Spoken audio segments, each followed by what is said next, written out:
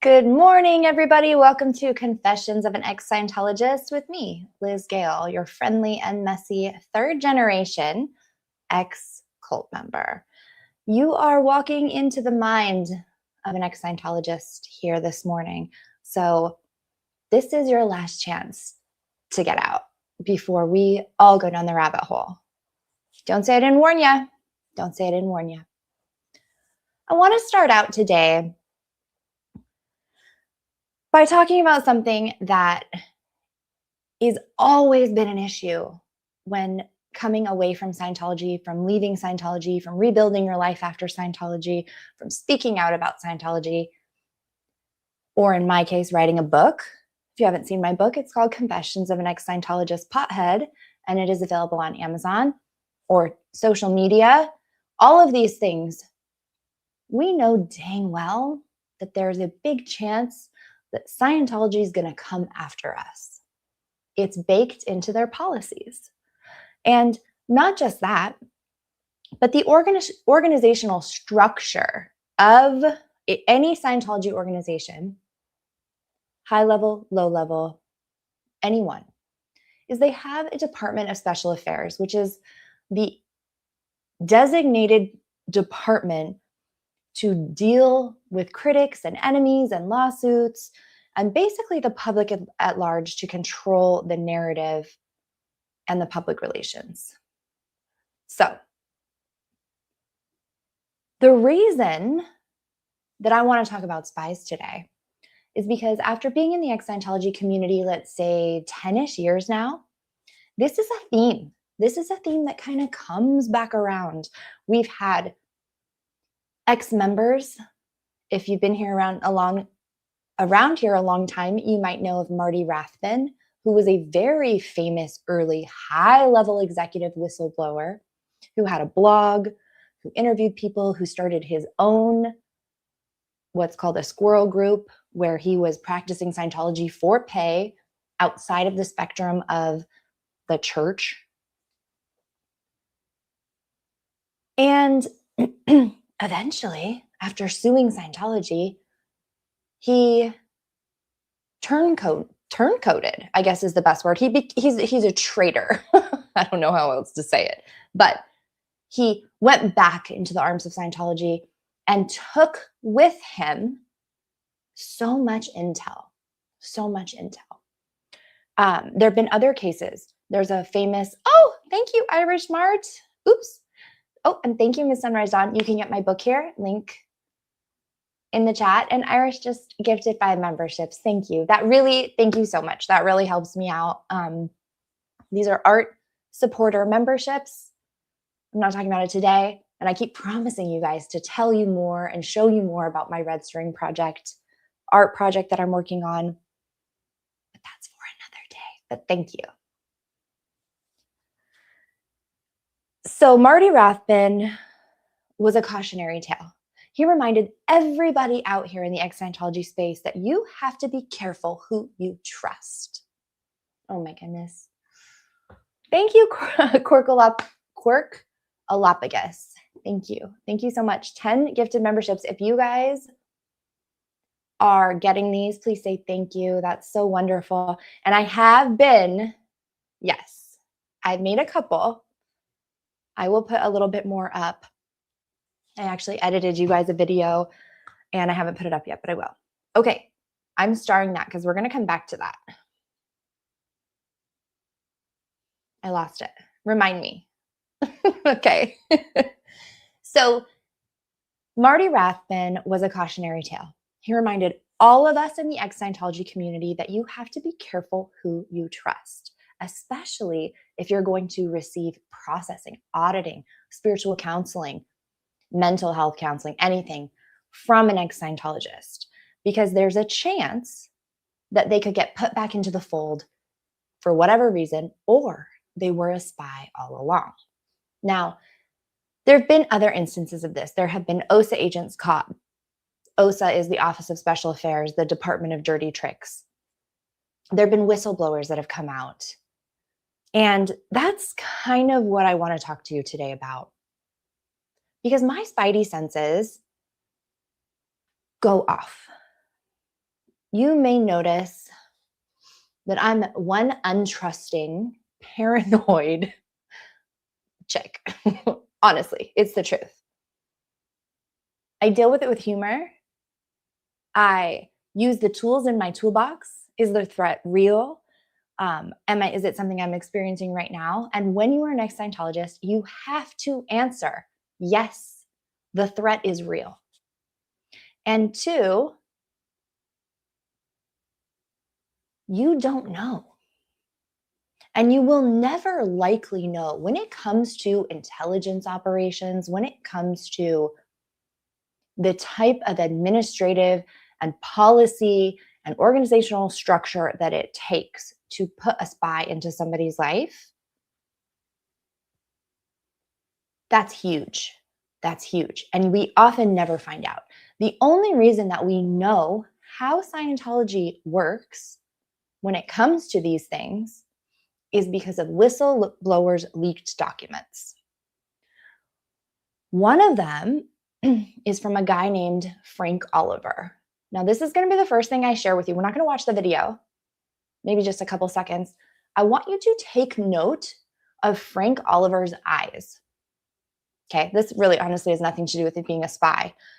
For one, though, if you saw this guy, you'd be like, that guy has something going on. Those are crazy eyes.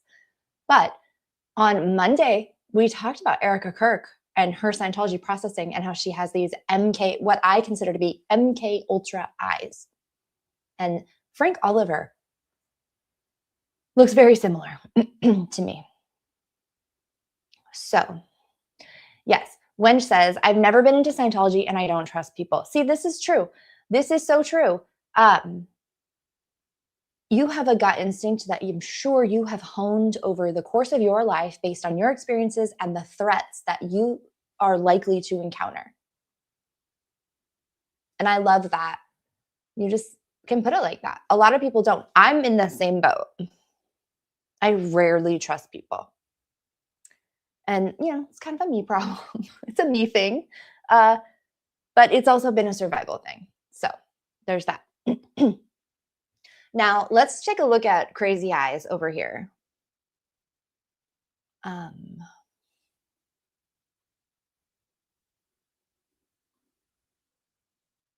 on.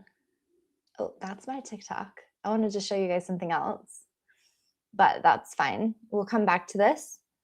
I know a lot of you have told me that you don't follow my TikTok because you're not on TikTok. You're only on YouTube. And I have this pulled up because there's a couple of TikToks I wanted to show you.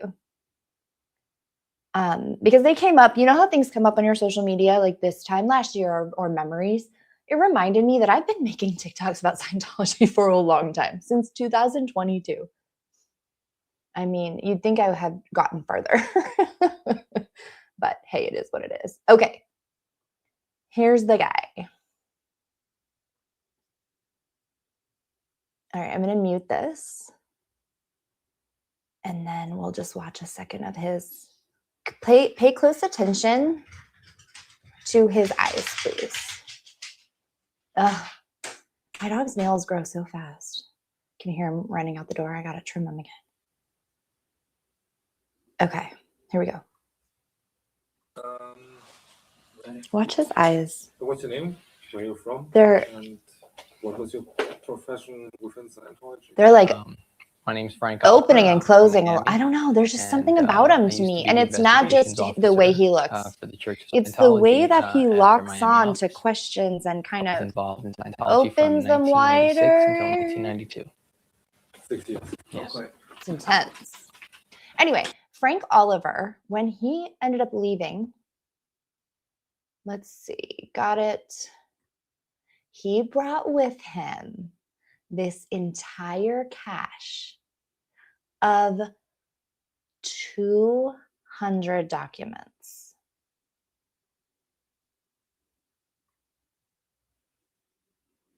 Yep. And in these documents, we got a peek into what an operative in Scientology goes through, what kind of training they receive, and some of the ops that this guy was working on. Okay, And mostly this is training. Now, we're not going to go through all of this because, like I said, I'm not here to just be a teacher. I'm showing you this because I want to have receipts. I want to have receipts for what I'm showing you guys. So this is an OSA training manual. And if I just control F, let's see, Art of War. All right, materials. So you have the Department of Special Affairs Investigations Officer Full Hat Pack. Oh, you bet your booty I'm gonna get my hands on that. And a book, The Art of War by Sun Tzu. Now, growing up as a Scientologist, we had The Art of War, actually multiple copies, on the bookshelf. My parents and my uncle's kids, some of my cousins, are still very heavily active in Scientology. And when you are generational like that, especially, based in Clearwater, working for certain companies, doing certain things, you can be involved with the Office of Special Affairs as a public member. You can be a volunteer. You can do operations for them. The guy that I just showed you, Frank Oliver, he went through the training when he is a Sea Org member. Like, he signed his life to Scientology. He passed all their security checks. He got ushered into the heart of the Scientology, like, intelligence agency. Okay, he got into the heart of it. My family is more on the peripheral in a sense that they would volunteer for certain missions or certain jobs, right? So just to be clear, but the Art of War as a concept, as a manual, and that's one of the reasons I wanted to bring you this. So I got this, I forget how long ago, but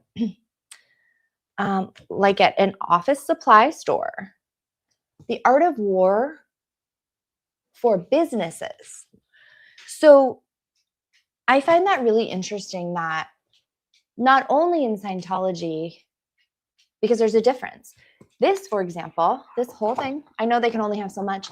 They don't talk about the use of SPIES.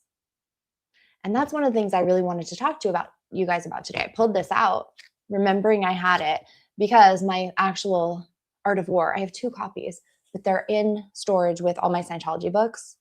That became overwhelming to have around. So to give you a little context, I said I wasn't going to teach you. And I don't mean, I just want to give you a couple little pieces of information about this book, because this is not a Scientology book. Okay. When you go into Scientology's intelligence branch, you have to study this book very closely. So his name was Sun Wu. His given name was Sun Wu. Sun Tzu is how I've known him as. All right, we're talking about 544 to 496 BC. So like 2,600 years ago was the lifetime of this guy. He was Chinese. He was fortunate to have been born into a noble clan, a prodigy. He had the opportunity to study military theory and travel to the state of Wu as it was growing in military prominence. Impressed with the warrior, the king of Wu chose Sun Tzu to head troop discipline and assist with their war efforts. Okay, so this is a very, very old text. And Scientology is not the only group that has conscripted it into its worldview. However, it is very much a part of Scientology's mind. The world of retaliation, the world of attacking. If you've heard of Scientology suing people and allegedly harassing people, it's because they have a doctrine of always attack, never defend. And so it is a very military-based organization. They're from white gloving your room, which is a Navy thing, to musters, which is a Navy thing, to COMEVs, Committee of Evidence, which is a Navy thing. It's very military. And the people who are studying this in Scientology are within then the paramilitary of the military. And then within that, they're in a secret group. Does that make sense? A link for this. I have, hold on. I will put this. It is a little confusing. I mean, obviously it was in Chinese. And it's written, you can look at this, check this link that I just put up. Oh my Lord. I thought I reprogrammed my vacuum. Okay. So there are 5 essentials for victory within this text. Yes, please hit the like button. There are 5 essential steps for victory. He will win who knows when to fight and when not to fight. He will win who knows how to handle both superior and inferior forces. He will win whose army is animated by the same spirit throughout its ranks. He will win who, prepared himself, waits to take the enemy unprepared. And he will win who has military capacity and is not interfered with by the sovereign. That's an interesting line. So they're not playing by any rules but their own in this book. And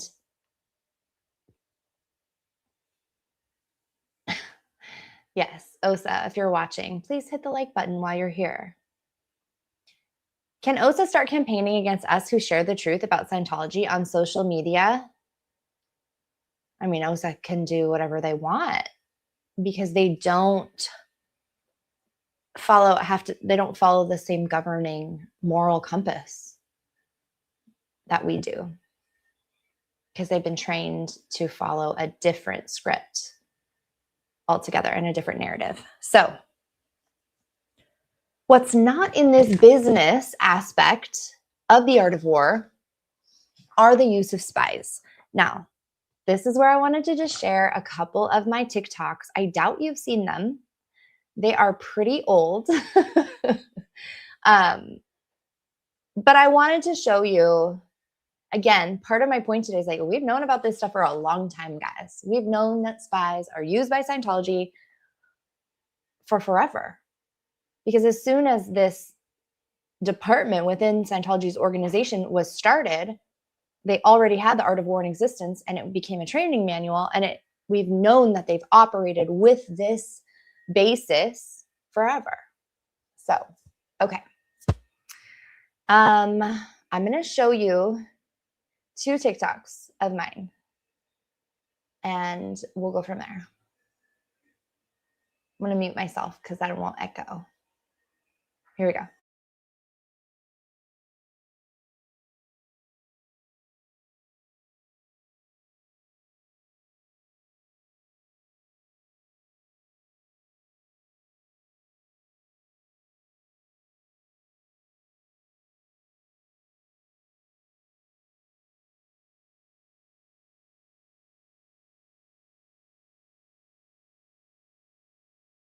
Something about preying on the vulnerability.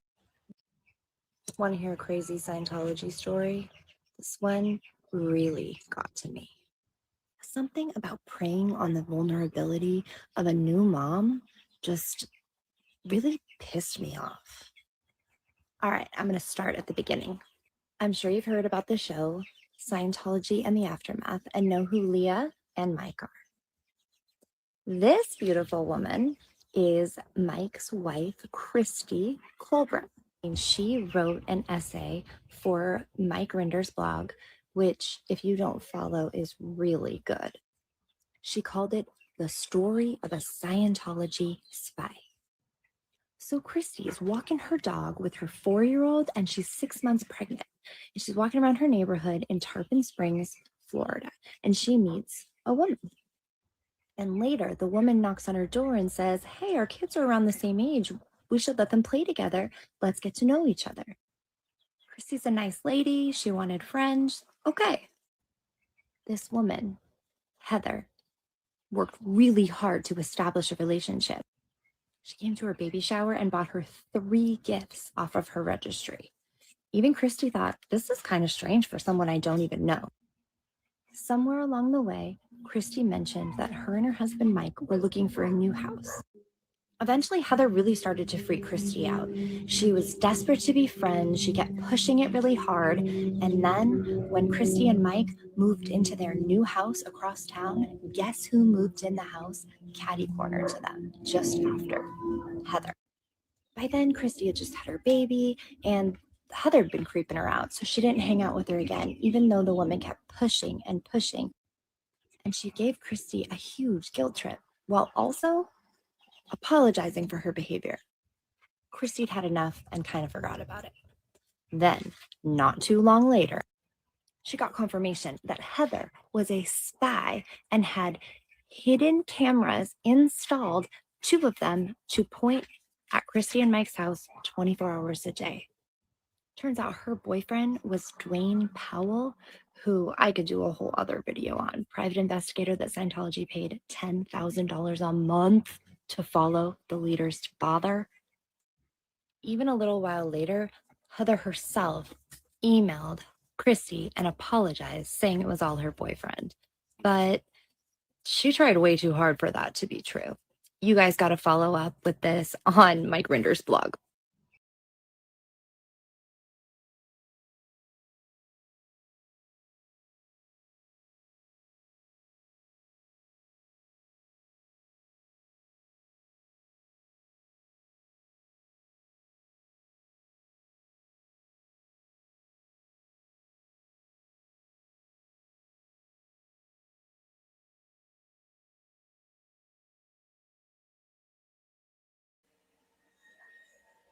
Wow, right?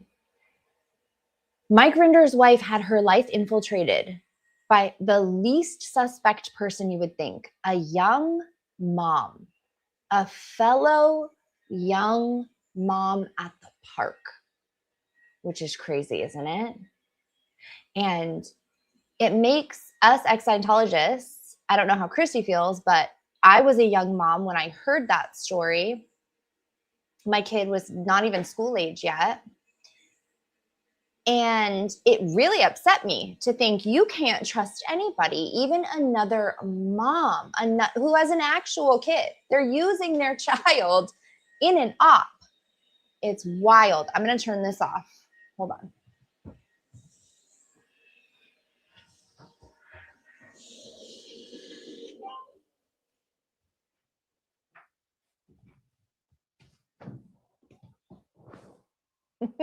You'd think I'd learn. So when I heard that a mom had been infiltrated with you, like another mother had used their child to gain access,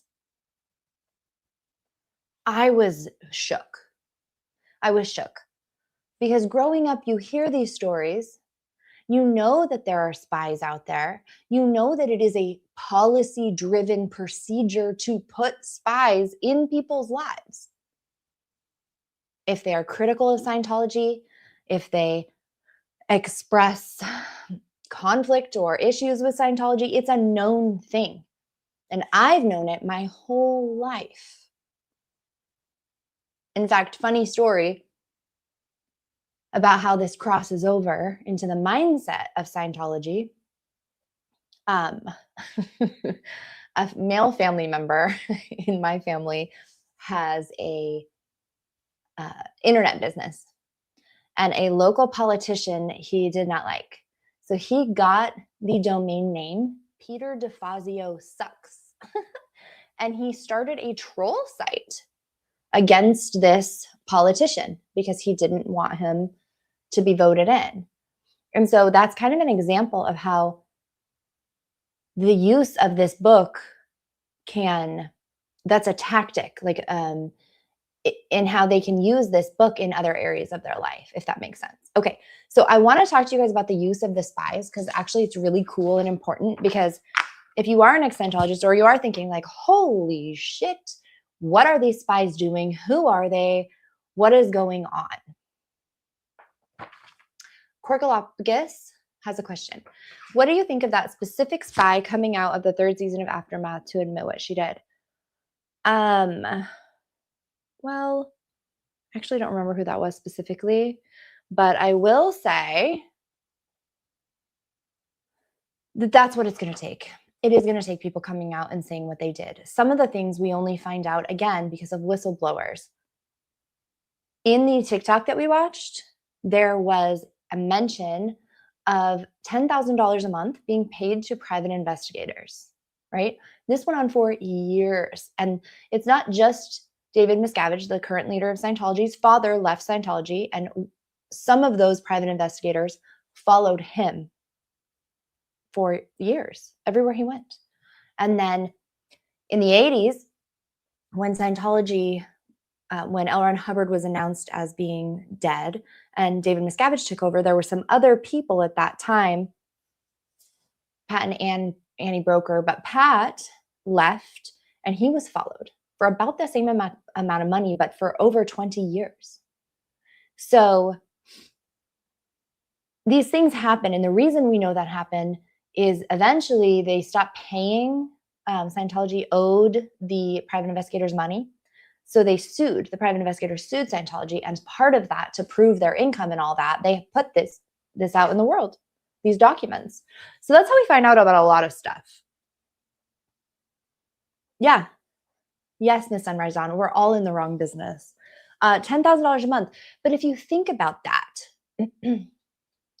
it became these individuals' lives. The ones that followed Pat Broker moved to another country for at least a couple years. I think it was Eastern Europe, because Pat Broker moved there. Every time something happened where he traveled or did something, these people followed him for decades. I don't know how these people could sleep at night. Yes, $10,000 a month is a lot of money, but at that point, you don't even have a life of your own. At that point, you're living such a lie. It's gross and weird. And then if you want to have a family, are you letting them in on the secret? You're essentially a freaking CIA agent. You are an undercover agent at that point. That's wild. And it is crazy money. How many spies or PIs do we know that have speaking on their involvement? I actually don't know, but that'd be a really interesting set of videos to put together. Sometimes what happens with whistleblowers, I think we've seen this in the Epstein files, is sometimes when whistleblowers or victims come forward and they tell us of crimes that are happening, the crimes are so egregious, so wild, that only a true, crazy, terrible, evil person could come up with them, that it's easy for people to dismiss. For myself, I've noticed that some stories that I've told of things that have happened to me, people seem to think it's hyperbole or some sort of metaphor when I'm being literal, if that makes sense. So I think even some of the victims, like I said, with the Epstein or not to get in a rabbit hole here, but there were people who came out years ago who came out and told us, what we thought were crazy conspiracy tinfoil hat things that are now proving to be true, or one could assume that they're true. Oh, I laugh because it's terrible. Anyway, that happens in Scientology sometimes too, where people have come out and they'll say, for example, we hired private investigators to follow this man for 20 years. And the enormity of that doesn't quite sink in. But then when we have legal documents, we have a paper trail, we have receipts, it tends to have more weight out into the world. It has more sticking power, and we go from there. So I didn't mean to bury the whole lead here. And I said it would be spicy, and I guess I'm waiting till the end to talk about the things that have sort of happened recently that are making me have this on my mind. But I want to lay the groundwork of the mindset first, because mindset is everything when it comes to discussing the behavior of Scientologists and OSA, Office of Special Affairs operatives. Okay. They're not just all out there doing their own thing like rogue agents around, the world. They're operating from a manual or a series of manuals. And that's important. If you want to be prepared, you need to know how the enemy works and the enemy thinks, right? I'm not saying all of Scientology or Scientologists are enemies. Please don't think that I'm saying that. I'm saying that if one is looking for a harassment campaign or assessing the risk, they need to know what to look for, obviously. Okay. Ooh, my hair is itching my face. All right. So I'm going to put this back on the screen. Grab another sip of coffee. What does it say? What do all mugs say? Made in China. My goodness. Hey, so was this? All right. At the end of the book, there's a chapter called The Use of Spies. And there are 5 types of spy. Okay. But first, I'm going to read you these 2 paragraphs. They're a little wordy, but here we go. A major military operation. Side note, that can also speak to the mindset of applying this, whether it's to business or intelligence gathering on a church critic, right? There's a military precision that is a mindset that really has to be captured to understand, right? This, like I said, is the last chapter in the book. The entire rest of the book sets that tone. We're talking about being calculated, being prepared, being informed, knowing your enemy's strengths and weaknesses, holding back and waiting, conserving your energy so that you're not fighting an enemy or a battle that you can't win, waiting for that enemy to fall or stumble on their own and then take them out when they're low, right? In one hand, this is very sadistic, in my opinion. On the other hand, it is that military precision. It is that military mindset that almost absolves a person from their morality, because it is the art of war. And all is fair in war, right? So the book says, a major military operation is a severe drain on the nation or group and may be kept up for years in the struggle for one day's victory. So to fail to know the conditions of opponents because reluctance to give rewards for intelligence is extremely inhumane, uncharacteristic of a true military leader, uncharacteristic of an assistant of the government, uncharacteristic of a victorious chief. So what enables an intelligence government and a wise military leadership to overcome others and achieve extraordinary accomplishments is foreknowledge.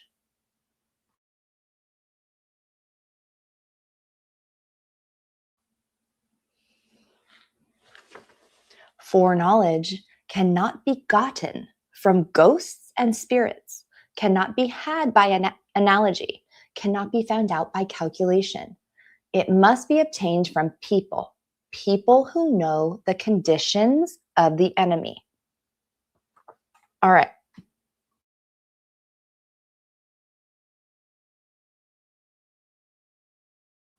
Okay, so in everyday language, what I take from this is a good leader, a true leader, has to engage in intelligence gathering. That's what this is saying, that you cannot just guess what's going on with your enemy. You have to get the knowledge for sure. And you're not getting it from seances, you're not getting it from ghosts, you're not getting it from tarot reading. You have to have somebody behind the enemy lines. So there are 5 types of spy: the local spy, the inside spy, the reverse spy, the dead spy, and the living spy.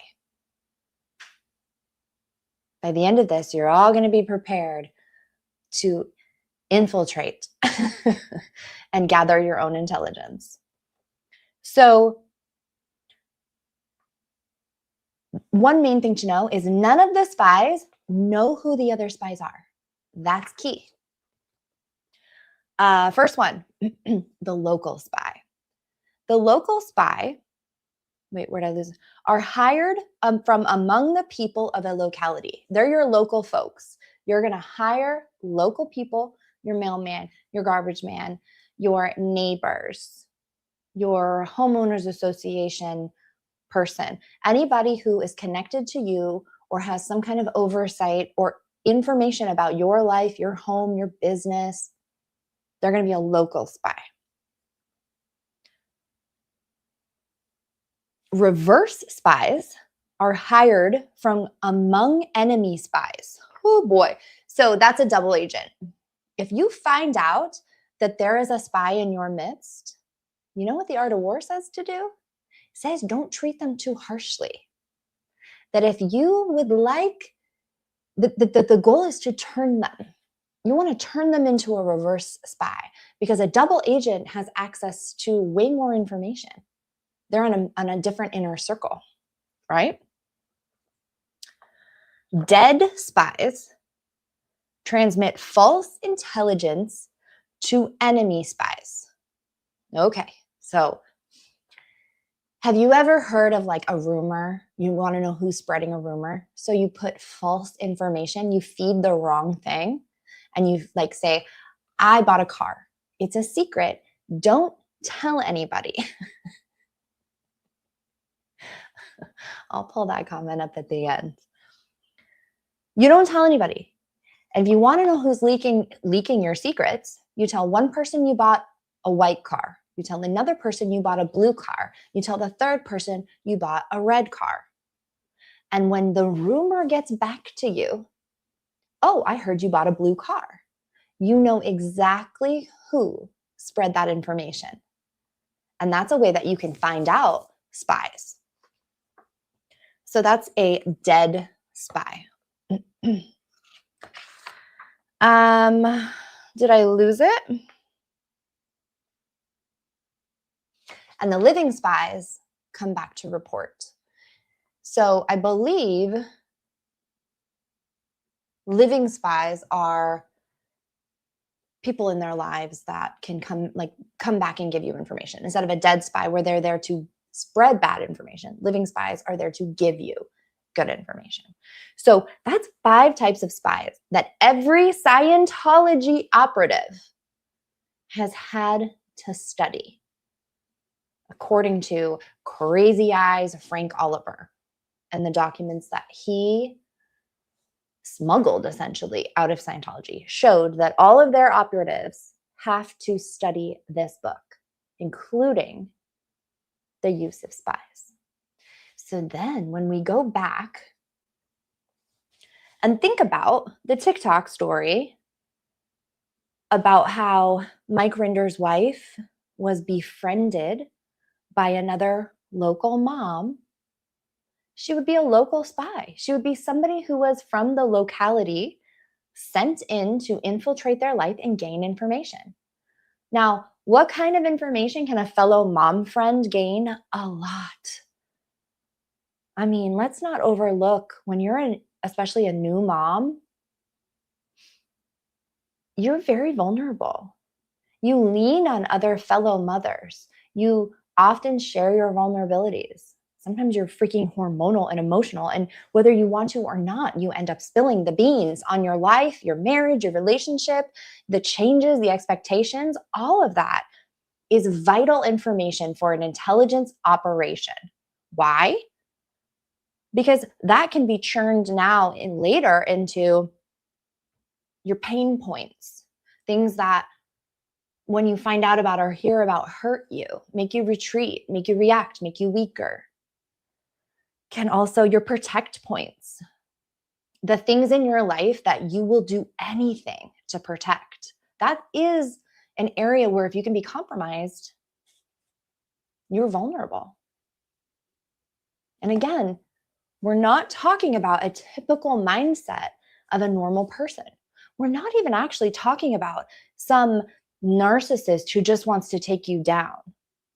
We're talking about a billion-dollar cult organization who has almost unlimited access to manpower, money, and they are following their own directives.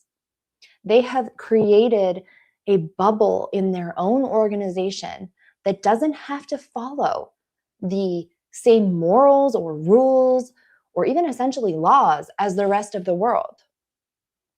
And if we learned anything from my handy dandy little reading, it's that to not use spies would mean cutting off your own leg in battle. And so if you want to be a true military leader, an assistant of the government, a victorious chief, you must engage in the use of spies by this mindset. So the idea that there wouldn't be spies out here in the ex-Scientology community, in my opinion, is bonkers. And if we think for a second, maybe not a second, but like if we start to really think that we are impenetrable, that our lives and our information is not easily accessed and is not being gathered by the enemy, I think that's a dangerous mindset for any one of us to have. And so the spicier part.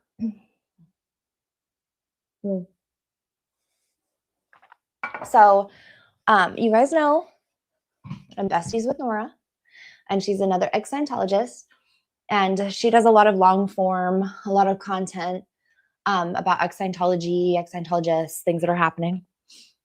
And she brought up the fact that there are some wishy-washy history and stories being told by another ex-Scientologist. I don't want to name her because I don't want her to get any hate from my video or anything like that. But being Nora's friend, we were texting about this pretty much all week. And it kind of went like this. It kind of went like, okay, this big podcast comes out and we'll call this person C. We'll just call her C. And some of you may know who I'm talking about. I don't feel like name dropping. I don't want to put any traffic. I don't want to put any hate. None of that, okay? But just, there's somebody out there called C. And I've engaged with her off and on enough to know that she was never in Scientology. That's what I had been told. Here's Nora's channel. In fact, if we get a link to her exact one and a timestamp, we can share that too, or I can put it in the description later. So this fellow ex-Scientologist, or this person in the space, very active in the ex community, who I've had some positive interactions, some really nasty interactions with, but we sit on different sides of the fence now, is kind of what it's come to. So I knew C's story to be a particular way. It had been fairly consistent for over a year, couple years maybe. The person was never in Scientology. A parent of theirs was in Scientology, was very active, and had abandoned their family for Scientology. And that was like the biggest problem, the biggest issue that I thought this person had. Thank you, Jojo.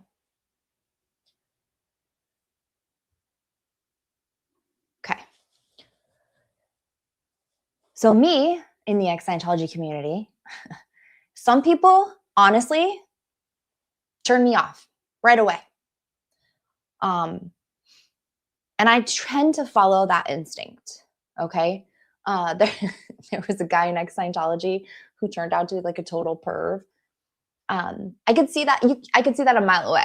I don't know why you. I mean, it could have also been the way that he looked at me, but that's all it kind of takes for me. So this person, this creator, C, she had lashed out to me one time in a really weird way.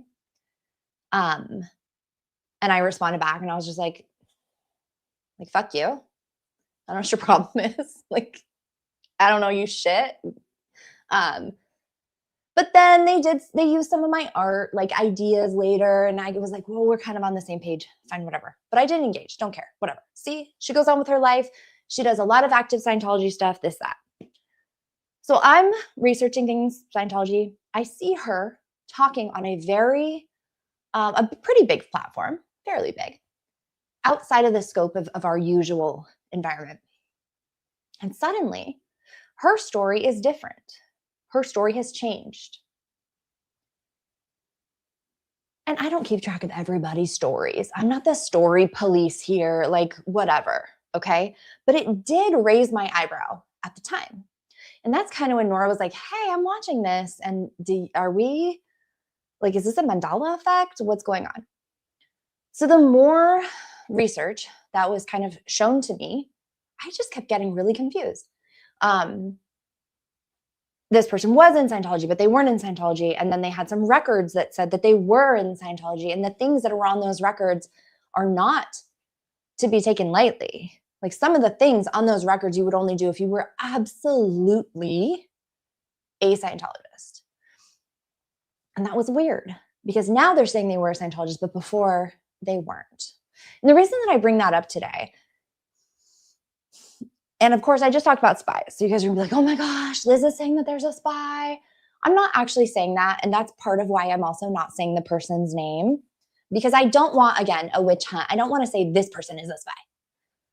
But I do want to say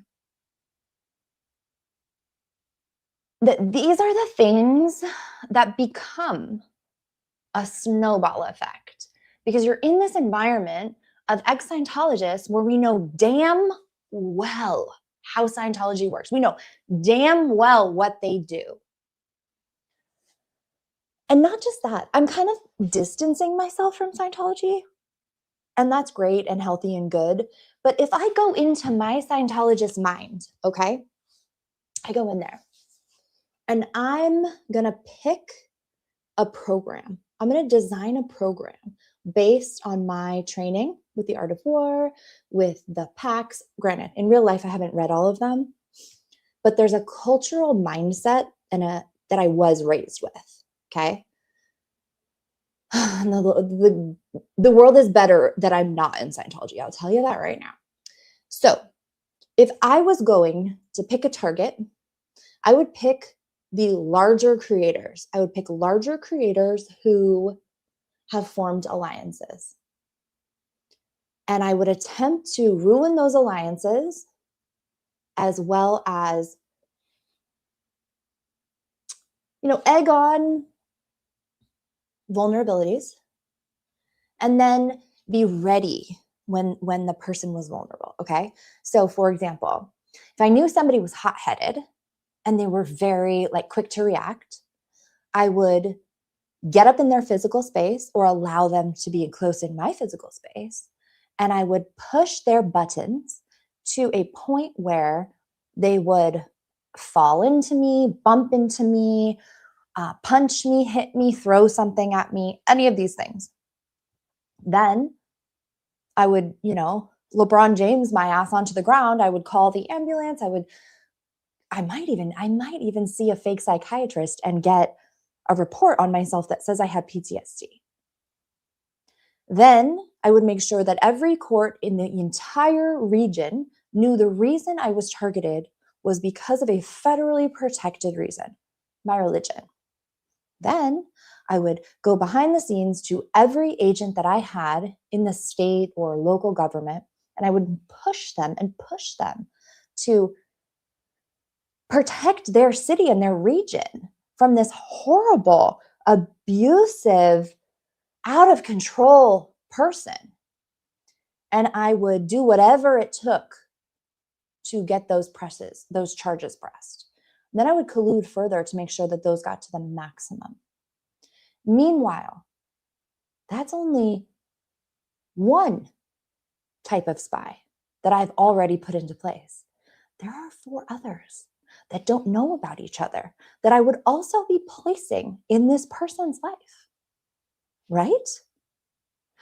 And most likely, and we've seen this in the past in ex-Scientology land, it doesn't have to be a random stranger, mom. But gosh, I don't know if there was somebody who stepped in, who had some skills or could help that person. And they say, I'll be your friend. I'll help you XYZ. And they're getting information. Maybe from the person's business, maybe from the person's organization or their personal life. Who knows? And now I've still only used 2 types of spies, guys. Then, as that person was seeking legal trouble, I would most likely use my dead spy. I would most likely start feeding that person total bullshit stuff that confused them and took them off course of an effective legal strategy, right? I would be feeding them bullshit. I'd also be feeding them lies about their friends, about their parents, about their support system. And what is that, 3? Are we at 3? I'm not sure if we're at 3 now. Meanwhile, we've got to have people out there who are trusted, who are now feeding information back, the live spies. So I baited this motherfucker, this poor imaginary ex, gotten them, pushed their buttons to the point of them being out of control, used that against them. Then when they were vulnerable and weak from that situation, put somebody into their life who's going to feed them things that's going to make it worse and ruin their support system. So, like I said, thank God that I am not a Scientology spy, because obviously I have some abilities to like think a bit sadistically, but that is a multi-pronged approach that if you had the money, the resources, the time, and the manpower, you could absolutely infiltrate a person's life and destroy them. And the only way to protect yourself is, for one, to be paranoid. Don't seem so crazy now, do I? And of course, take a plunge, right? You have to take a chance on people. You have to, nobody can trust anybody, really. You can never know, whether it's a relationship or a friendship or a business partner. You do at some point have to take a leap of faith with trust with that person, right? And the problem is that spies are often used, and then they can be used together without their knowing, to create situations of stress where other people swoop in like the hero, and that creates some bonding. It's a sick world. It's a sick mind game, and it's intelligence, right? It's so different than anything else, and it makes you wonder, why would a church, a religious tax-free organization, have such a military-esque division? Why would they behave this way, right? I don't know. So, I feel gross. I feel gross because I just put myself almost into that mindset. I'm going to have to cleanse. But I do think it's worth mentioning that the stakes are very high in Scientology, very high. Again, to go into that mindset, if I'm a fanatical OSA member, somebody who has passed every clearance, somebody who has been deemed incredibly trustworthy and has given collateral on themselves to the organization to ensure that they never talk about these operations with anybody, even their own family. Again, like the military, you have like clearance levels. You're on a need to know basis. And actually, sharing the negative things that you're doing as an OSA member is considered en theta which means that you're doing something wrong by sharing the negativity with your family member or your friend. By getting it off your chest and, you know, talking about, oh, I feel conflicted about this or whatever, you're putting the negative energy onto somebody else. And that can be considered a crime in most situations, especially if it's sharing negative news about Scientology specifically. So, yeah. So just to circle back, nice. Osa followed you on Instagram, blocked them and took a screenshot of the account, all because you talked to a mirror. How dare you? How dare you? And that's sometimes like what they're doing is intelligence operations. It's like, oh, well, they're not really doing anything to me. No, babe. No, they're gathering information and they're waiting until you stumble and you're low. Then they're going to use it. That's how it works. That's how it works. It's hard to protect yourself from an invisible enemy like that. An enemy that is so complicated that it works under the shadows. And again, not to bring back the Epstein files too much, but one of the things we did learn from, or I've been learning, is that the technology they are using in Israel to monitor people, to track people, to intercept their communications, their internet, it is very high level, like movie level stuff. And I have no reason to believe that Scientology doesn't have access to the top highest level of commercial availability of those products. 100%. I assume that Scientology knows my browsing history or can access my browsing history, my email, my phone, probably all of the data on my phone. Yeah, so they've seen like what kind of lingerie I've ordered for my husband, or you know what I mean there. I'm trying to think of like the most scandalous things, but all these different things. They probably know my grocery lists, to be honest with you, or if they wanted to, they can access. I live my life assuming that is the case. I don't know if other ex-Scientologists live their lives assuming that is the case, but I suspect so. I'm not saying that I'm some top dog and they're like watching me all the time or anything like that. But they could. They could. And that's actually kind of one of the things they talk about in The Art of War is to be victorious, you do actually have to have a clean nose. You know, you do have to keep your nose clean. You do have to be victorious in this type of fight, this type of arena.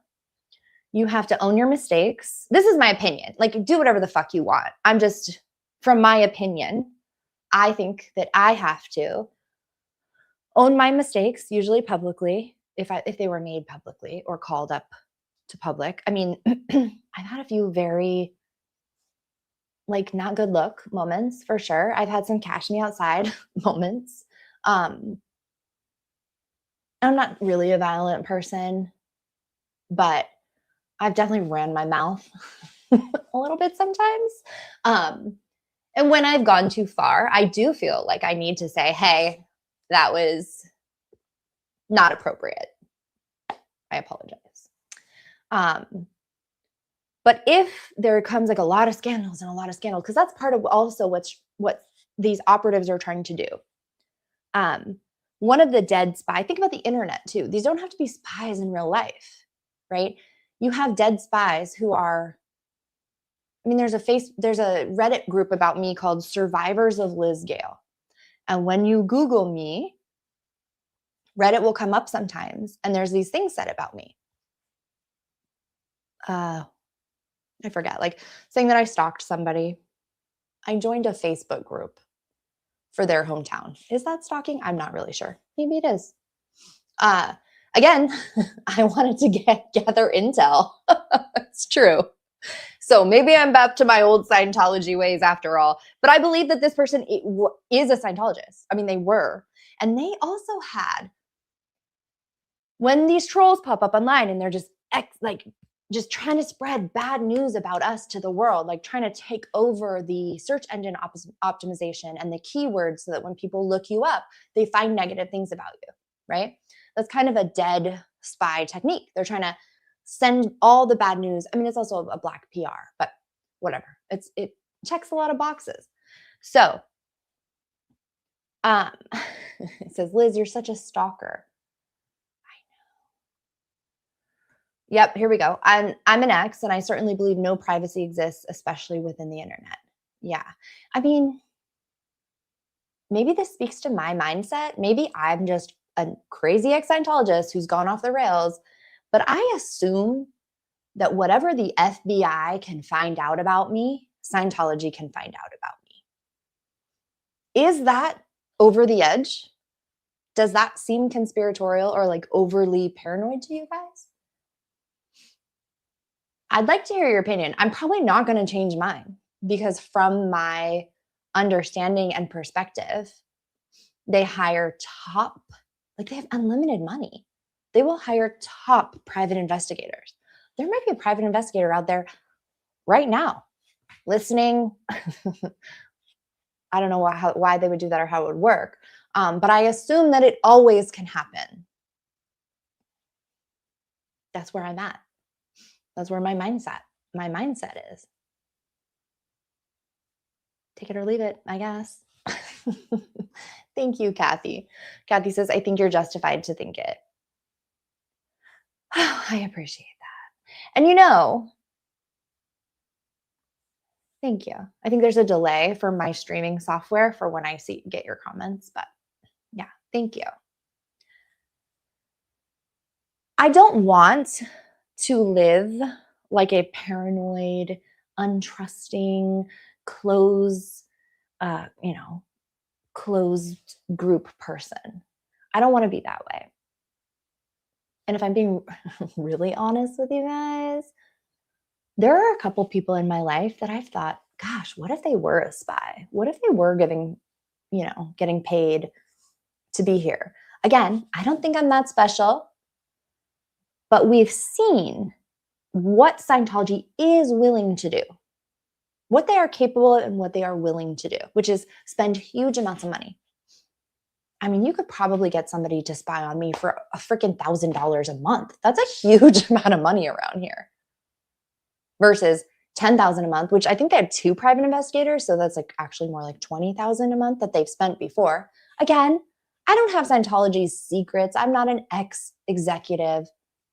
They don't give a shit, probably. Hopefully. But I'm still responsible for watching my own back because I have seen people go crazy in the ex-Scientology world many times. I have had friends who have had mentee bees that I sometimes wonder that they may or may not come back from, to be honest. I was going to love them the same anyway. I have had friends take their lives. I have had many friends, ex-Scientologist friends, talk to me about experiences they had before we ever met, where they felt like they would take their lives. And then assuming intelligence was gathered about that person, because remember in Scientology, a lot of what we've done are confessions. We don't even need a spy sometimes. We just give up our dirtiest little secrets and our everything. We pay them. We pay Scientology as a public to take our secrets from us and write them down. It's crazy, but I've done it. So they know my buttons. They know what makes me cry. They know what I want to protect. They know who I am because they have had intelligence on me since, well, depending on who you ask, since I was in my mother's womb, or maybe even in my past life.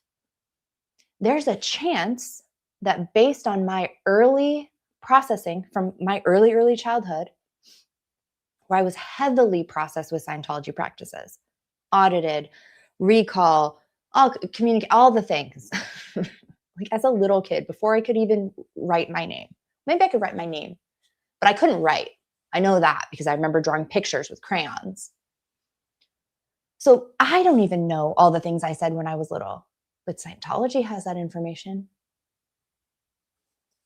It's a part of the intelligence that they have on all of us. All of us. And it's a weird world to live in, knowing that people around you could be spies. In the case where the two people I've thought, to be honest, they've enriched my life. If they're being paid to be here, they are enriching my life. I don't give a shit. I mean, I would care if I found out, but I'm not going to treat them or change or retreat. That's the other thing. You don't want to miss out on good friendships. You don't want to miss out on good experiences because you're a paranoid mofo. Oh, Nora. That's sweet. Liz has always been there for me through all my ups and downs and my mentee bees. She's a real one. Our poop is messy AF, and that's okay. We just have to keep going, keep moving forward and learning and growing. Absolutely. Absolutely. And I mean, I'm not a mentee bee free girl myself, you know? It's a challenge.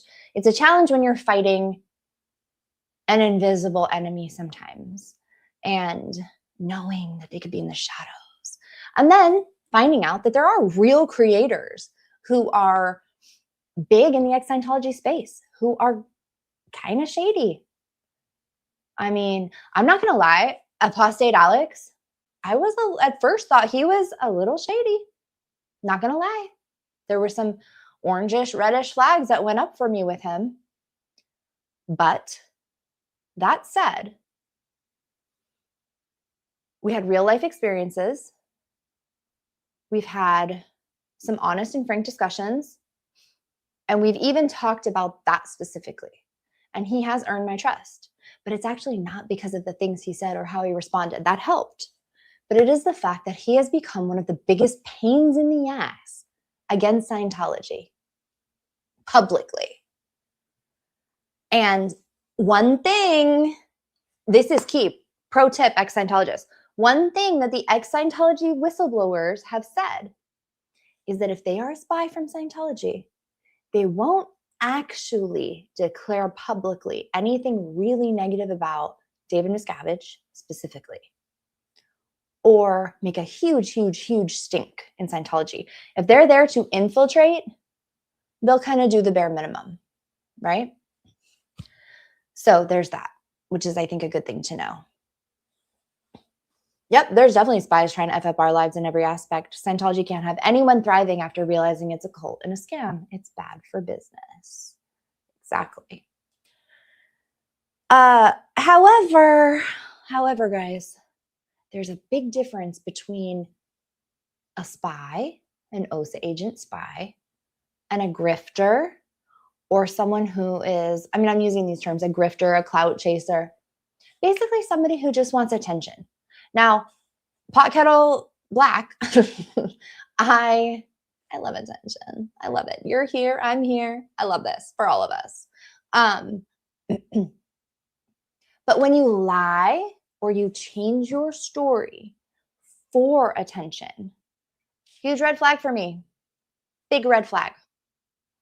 This is from my learned experience, based on my risk assessment, etc. Now, there's sometimes a reason. There's sometimes a reason where I'm like, they're lying. And they're like, dude, I'm not lying. It's just, it came like this, or I said it wrong that time, or whatever. There's ways, obviously, to work through these things. It's not just a shut door. But spidey sense, red flag.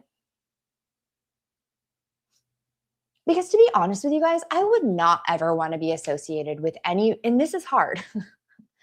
I would never want to be associated with somebody who was willing to make up trauma to somehow be a part of the group or part of something. That makes me extremely uncomfortable.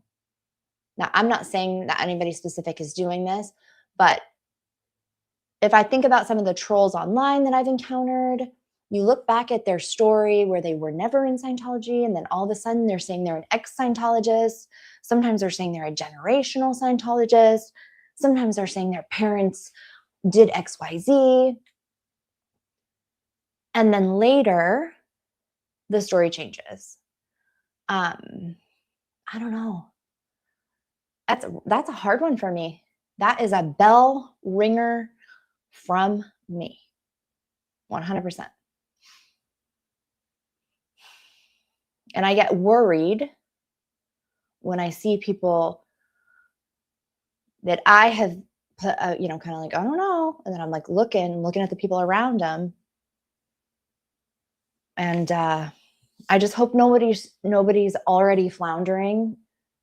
Like, we all need to be our strongest. And it sucks if somebody is weak or weakened by situations in their life, and they have someone around them who's like sketchy.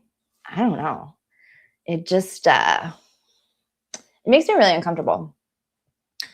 So, and I guess this is the point of the live where we get to, where I say, and now we're back where we started. I honestly don't know. I don't know who's a spy. I don't know if, to be sure, that there are, but one would assume. So here we are, just trying to get through our day, trying to survive, trying to watch our back, have friends, have relationships, trust people, collab with people, root them on, It's like a fucking landmine out here, honestly. So, yeah. You guys are talking about how Scientology came from Kabbalah and how Aleister Crowley. Yeah, we should do that. Let's do that next week. Let's have an occult talk. I'm actually working on my occult board. It's a lot, you guys. It's a lot. But let's see. I think that's everything I wanted to talk to you guys about today. I hope I gave you some kind of insight. I'm really not sure. But if nothing else, you've gotten a glimpse into the inside of an ex-Scientologist, kind of how we think. I mean, I don't want to doom anybody with my crazy shit. So I'll say an ex-Scientologist and how I think. I don't think it's normal for people to meet a neighbor and wonder if they're a Scientology spy or an operative there to gain intelligence. I don't think it's normal for people to worry that once they put their trash out on the corner, that the cult they grew up in is going to come steal it and go through it like some Cold War agency. I don't think when people pull into their driveway and they see a car sitting on the side of the road that they normally think that's a private investigator. Or when somebody is following them in the same car for too long, I don't think normal people go around the block and make a series of incomprehensible turns just to see if the person follows. I think that's a me thing. And I'm not sure if I'll grow out of it or I'll therapy out of it. But I'm going to laugh about it or I'm going to go fucking crazy. So there's that. I love that you guys were here today. I'm so grateful to have you. And I'm going to leave you with another little TikTok that I made. Honestly, I think it was 2 years ago. It's kind of funny about this. Very short. And other than that, I will see you guys on Monday morning. Actually, I am excited. Next week, I have, I believe, 2 guests coming on, maybe 3. And I love that. I love that. I love talking to you guys, especially on the Wednesday hump day 5 checks. But I really enjoy talking to other people too, like who are here. Ugh, that sounded rude. Okay, I'm gonna go now. Let me show you the TikTok though. Oh no. Here we go. Hold on.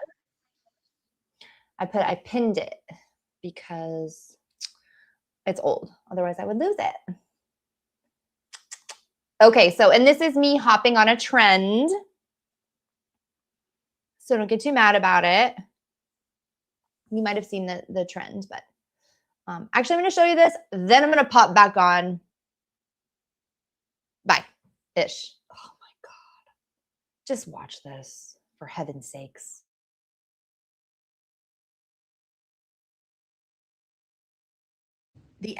We're ex-Scientologists. Of course, we're going to think our neighbor's a spy. We're ex-Scientologists. Of course, we haven't talked to our family in over 5 years. We're ex-Scientologists. Of course, you think we're paranoid. We just know how dangerous it is. We're ex-Scientologists. Of course we lie in bed at night thinking about all the money we spent on Scientology. We're ex-Scientologists. Of course there's a campaign to destroy our reputation. We're ex-Scientologists. Of course we think we're being followed by private investigators. We probably are. We're ex-Scientologists. Of course we have a problem with authority. Like a real problem. I have a real problem with authority. We're ex-Scientologists. We come with betrayal trauma and enough emotional baggage to fill a rail car. We're ex-Scientologists. Of course, at Thursday at 1 p.m., our hearts start racing and fight or flight kicks in because we know that we might not even get to see our families or go home or get fed or get any money to pay our bills that we desperately need to survive because we've chosen to work for Scientology. And then now we're exes, but it's really hard to get rid of that. And yeah, we're ex-Scientologists. Of course, we're going to think our neighbor's a spy. Is that silly? Hold on. That's a TikTok trend. Okay, thanks for watching that. That's how I feel. But there's my example. Turn it into a laugh, because otherwise, I don't know, I might go crazy again. Nobody wants that. Nobody wants that. No one wants villain Liz on the loose. Lord help us all. All right, I will see you guys on Monday. And take care. Have a great weekend. Do all the things that make you happy. Be happy you're not in a cult. And you know what? If you catch a spy, remember, don't come on to them or come down on them too harshly. You want to switch them. You want a double agent. So keep that in mind. Pro tip. All right, guys. I'll talk to you later. Bye. She knows herself. She finds her way. Through art and joy, she shapes each day, crafting beauty from the past, healing wounds, peace at last. With each move, she finds her